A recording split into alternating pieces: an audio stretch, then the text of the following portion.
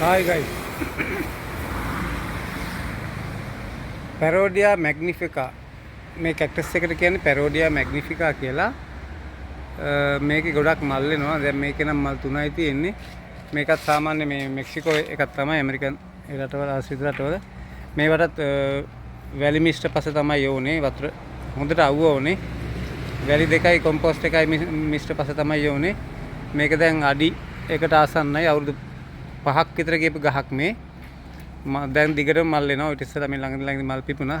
මලක් සාමාන්‍යයෙන් දවස් 3ක් විතර තමයි තියෙන්නේ. මලක සයිස් එක මේ මල් පොලිනේට් කරලා ඇට ගන්න පුළුවන්. සීඩ්ස් වලින් පැල ගන්න පුළුවන්. නමුත් සීඩ්ස් වලින් ගන්න ඕනේ නැහැ. මේකේ වටේට පැල එනවා. මේ පැල ඇවිල්ලා තියෙන්නේ.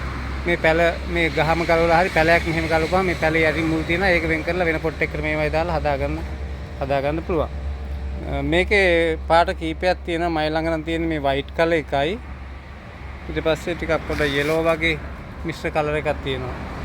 ඒකයි විතරයි. මේවා එකින් එකට පාට මල් ගස් වෙනයි.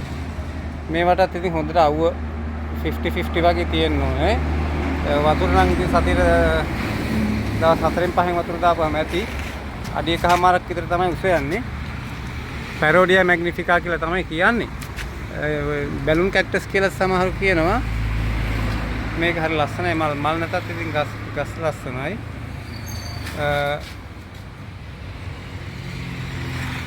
මේවට මේ විශේෂයෙන් පොහොර දාලා නෙවෙයි නැතත් අවුව තියෙනවා නම් මල් පිපෙනවා.